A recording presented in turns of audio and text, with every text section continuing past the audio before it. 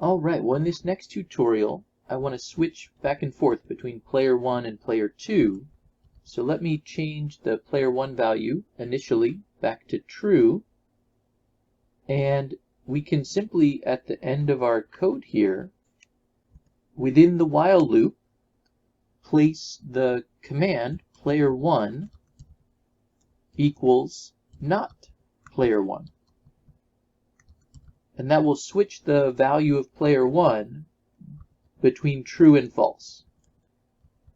Sorry, bit of a typo there. So so let's see if this works.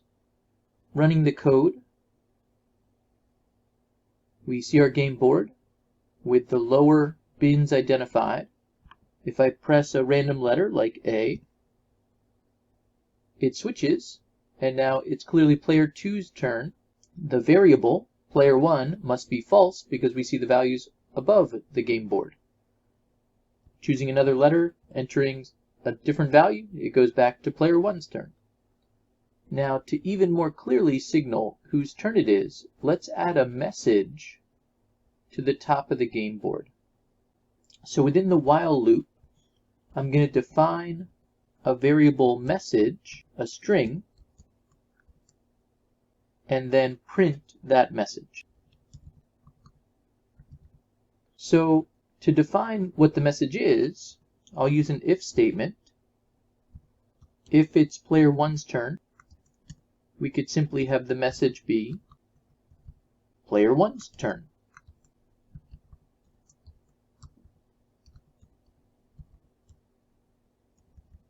And otherwise, we could define the message as player 2's turn.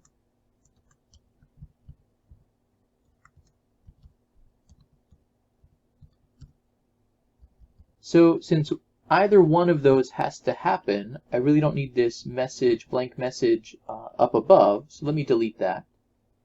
But we could put that in there in case we were worried that there might not actually be a message defined before the print message command. So quitting the current version of the game, we can run this new code, and we should see, and indeed we do, player 1's turn. And if I choose a value and press enter, now I see player 2's turn. Again, just aesthetically, what I'd like to do is just a couple more things. I want to add a buffer above that message, just a blank line, and likewise below, just to spread things out a little bit in the terminal. So quitting this version and running it again, we see now a little bit more of a space between the signal of whose turn it is and the game board itself. Now I'd like to add the possibility for the user to actually interact with the game board. And to do this, I'm going to add on to the if statement that interprets the user input command. Now, we've already seen that you can follow an if command with an else statement that will contain code that runs if the condition of the if statement isn't met. What we haven't seen, and what I'm about to introduce, is called an else if. In Python, we use the letters ELIF to introduce this command. And what I can do is add a new condition. So if the user input isn't Q, I can check to see if it is something else. So I'm actually going to do a couple things in this else if condition statement. I'm going to check to see if it's player 1 or player 2. So let me start with player 1. And in addition to that, using the AND keyword, I also want to determine what letter we have. So I'm going to check to see if either A, B, C, D, E, or F has been typed, and that will choose one of the bins. So if it is player 1's turn, and the user input value is equal to the letter A, then I'd like a new variable called chosen bin to equal the index that corresponds with A. Well, for player 1, the index that corresponds with A is 5. Because we start at 0 over here in the lower left, and then go up 1, 2, 3, 4, 5. So I want the chosen bin value to be 5. So I'm going to repeat this for all the other letters, for B, C, D, E, and F, for player 1. If the value of the user input is B, I want the index to be 4. If it's C, I want it to be 3. If the value of the user input is D, I want the chosen bin to be 2. And then 1 and 0 if the corresponding letters are E or F. So just to kind of see how this might work, let's check what we've done so far by doing the following. I want to change the bin amount for the chosen bin. And I'm just going to set it equal to 0. So one last thing, let me make sure that the chosen bin variable has been initialized.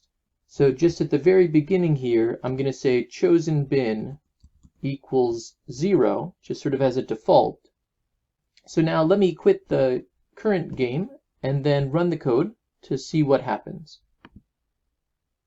So this time I should be able to choose a letter like C, and the value 4 above the C should disappear. And it does. It became a 0. So the code is doing what I'd like. It's certainly not doing what the game will need to do in the end, but it's doing what I'd like it to do so far. So let me go back up to the code here and add options for player 2. So in this case, I want to add not in front of the player 1 variable. And then again, check the user input. Let me start with A.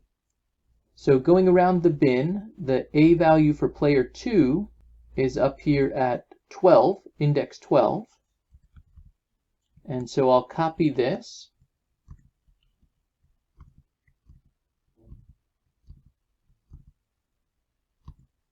And then adjust the letters to B and C, D, E, and F. And it seems like I have more than I need here. So let me get rid of that last line. And then adjust the numbers 11, 10, 9, 8, and 7. So if I quit the current version of the game and run this new code, let's see what happens. If I choose D as my first option, I see the 0 in that D bin. And let me choose E for player 2. And we see a 0 appear in the bin for letter E. So we'll build on this interactability in the next tutorial and introduce more of the rules of the game into the code.